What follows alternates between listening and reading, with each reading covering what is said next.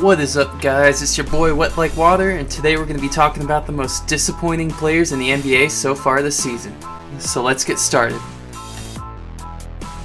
Number 8, Lonzo Ball. Now I'm going to preface this by saying that I don't think Lonzo has had a very bad rookie season. At least, not by ordinary standards. However, the standards set for Lonzo have been anything but ordinary. And a lot of that has to do with his father, LeVar Ball, hyping him up to be better than Steph Curry already and saying that Lonzo would lead the downtrodden Lakers to the playoffs in just his first year. He also claimed that his son would surpass Michael Jordan and become the best player in NBA history.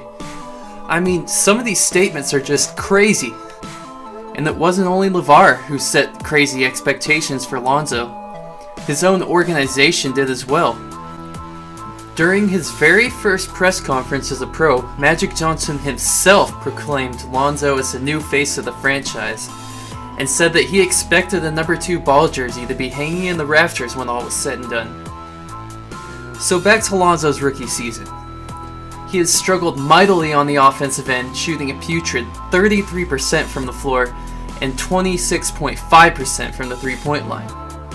Lonzo has passed, rebounded, and defended well, but his sheer inability to score, especially from distance, has been concerning, considering that his three-point shooting was one of his greatest strengths at UCLA, and that he could have to entirely rework his shooting form in order to be effective in the NBA. Personally, I think Lonzo will be just fine if we give him some time, but with the insane expectations everybody has been expecting him to live up to, we'll see how much time he gets. I'd say Lonzo has been a disappointment purely because thus far in his career he has just not performed up to the level that most people were expecting of him.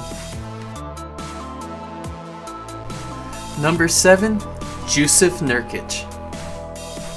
Last season, Nurkic made a huge impact on the Trailblazers after being traded to them from the Nuggets, and thrust his name into the conversation as one of the most impactful upcoming new age centers. He could stretch the floor with his mid-range jump shot, was a dog in the post, and also showed great toughness on defense and in pounding the glass. His stats shot up to career highs in field goal percentage, points, assists, and rebounds, and many people began to consider him as possibly one of the best young big men in the game. This year is Nurkic's contract year, and a lot of people were expecting him to get even better to put himself into the conversation of being a max player. Unfortunately, he hasn't really improved and has been hampered by injuries all season. To make things worse, he is only shooting 45.5% from the field, which is terrible for a center. It is almost unheard of for a center that doesn't take any three-pointers to shoot that poorly. Up to this point in the season, Nurkic has almost definitely taken himself out of the conversation of players that might deserve a max contract during the upcoming offseason. He's been very disappointing for the Trailblazers, who thought they might have finally found their new franchise big man to replace LaMarcus Aldridge. Number 6, Marc Gasol. In my opinion, the Grizzlies have been the most surprising team in the NBA this year, and not in a good way. The Grizzlies were very impressive to begin the year, beating the Warriors once and the Rockets twice, as people were beginning to see the Grizzlies, led by Mike Conley and Marc Gasol, as a possible dark horse in the Western Conference. But that's all changed pretty quickly. Mike Conley went down with an Achilles injury in early November, and the Grizzlies subsequently fell apart.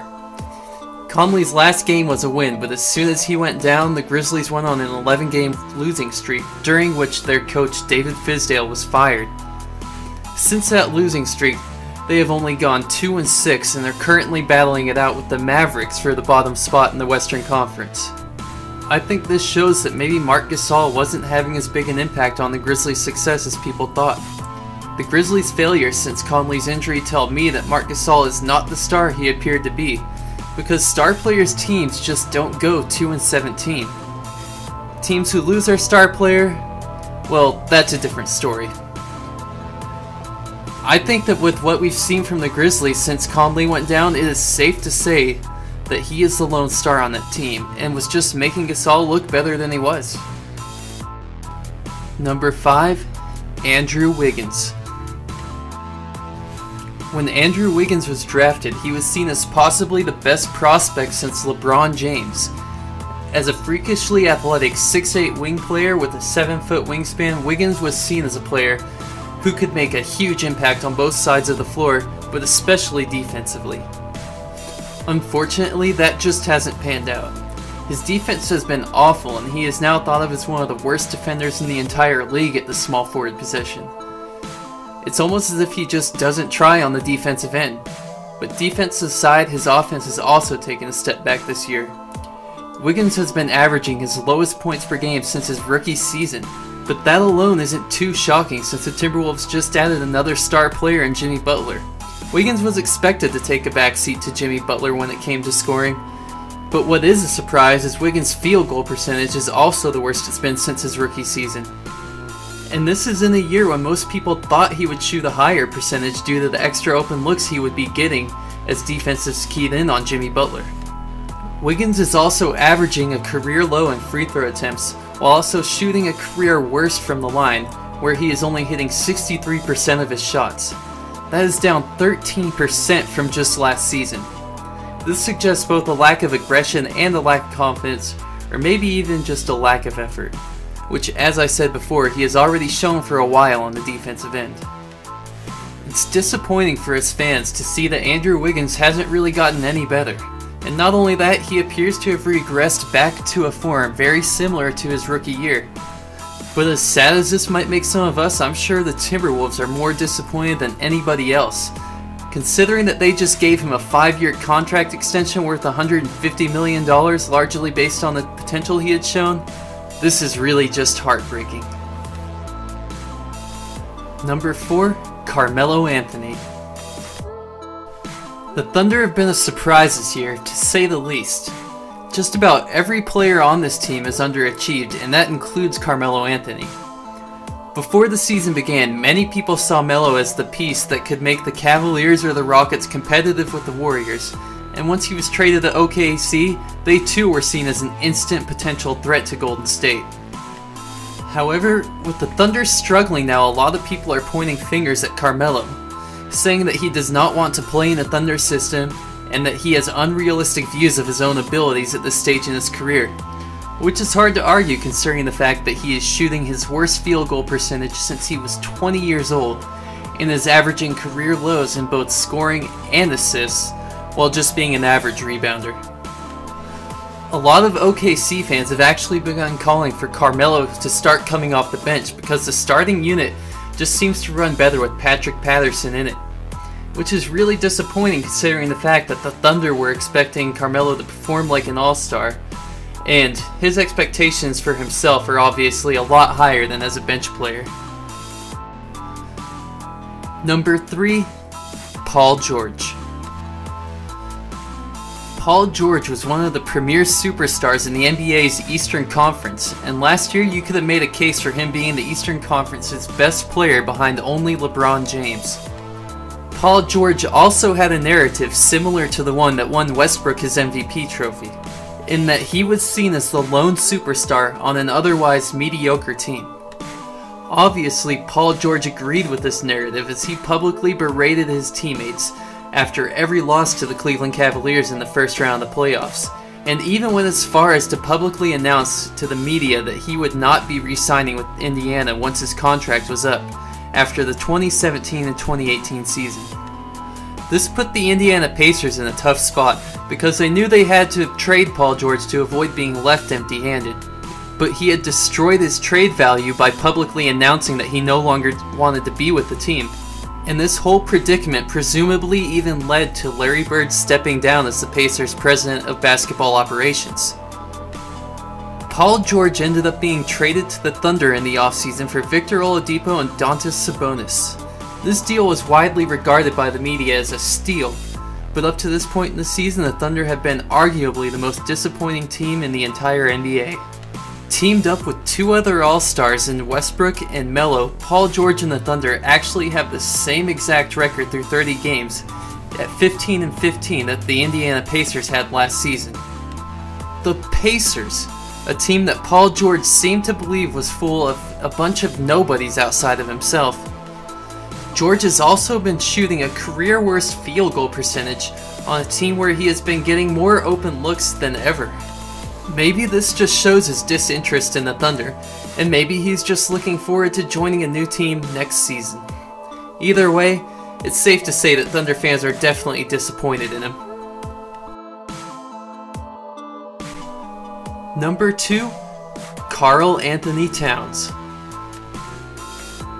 Karl-Anthony Towns came blazing onto the scene in his rookie season, showing the promise of a superstar on both sides of the ball. On offense, he displayed the ability to score with ease from all 3 levels, and on defense, he showed that he could defend in the post as well as stick with guards on the perimeter.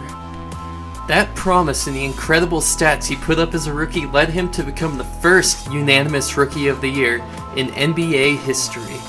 And in 2016, League GMs voted him as the #1 player that they would build a franchise around. He won that honor over players like Kevin Durant, James Harden, and LeBron James. Cat went on to show the potential that all of those GMs had seen in him that season, putting up offensive numbers we haven't seen in the 21-year-old since Shaquille O'Neal. And unlike Shaq, Towns could shoot! Coming into the season, the expectations for Cat were very high, and reasonably so. He was expected to finally realize his potential on both the offensive and defensive end, on a Minnesota team that was loaded with promising young players and had just added Jeff Teague and all-star Jimmy Butler in the offseason. That, however, hasn't been the case up to this point. Cat is having statistically his least efficient and least impactful season as a pro, with career lows in PPR and plus-minus.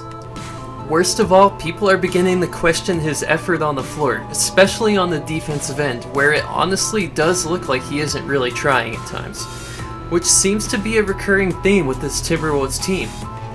But honestly, this is just shocking coming from a player who has been known since his rookie season for his insane work ethic, and is trained under the tutelage of Kevin Garnett, who is notoriously tough. Maybe he just got burned out. Or maybe there's something more going on behind the scenes that is causing these young Timberwolves players to play lazy. Either way, it's disappointing from a player who was supposed to be the best in the league someday. Number 1, Russell Westbrook. The reigning league MVP is somebody that most people would not have expected to find on a list like this season, and yet, here he is. Last year, the narrative for Westbrook's MVP campaign was that he had absolutely no help, and the Thunder were only relevant because of him and his efforts alone. In the offseason, the Thunder went out and grabbed 2 more All-Stars in Paul George and Carmelo Anthony, and many people assumed that they were an immediate threat to the Warriors. But that hasn't happened. The Thunder have disappointed everybody this year with their 15-15 record, and Russ's no-help narrative has begun turning on him, as the team has continued to be unimpressive even with the addition of 2 other All-Stars, while his former teammates Victor Oladipo and Domantas Sabonis have both flourished without him on the Pacers. Oladipo has become a borderline All-Star, and Sabonis has become a great role player in just his 2nd year, while showing the potential to become much more. Enes Kanter has also done very well, providing great energy for New York and has helped the Knicks to look like they are finally heading in the right direction as a franchise. To me, it's clear that Westbrook held his teammates back last year and has continued to do the same this year.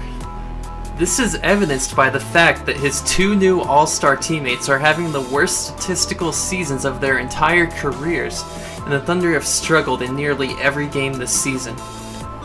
Russ himself is also struggling, shooting the worst percentage of his own career, at just around 39%. Remember how bad Lonzo's offense has been? Yeah, well, Russ's has been nearly just as bad. And the rest of his numbers across the board are down also. It really is hard to believe that just several months ago, Russell Westbrook was being named the NBA MVP. I guess we'll just see if he can turn it around, but right now, it doesn't look good at all.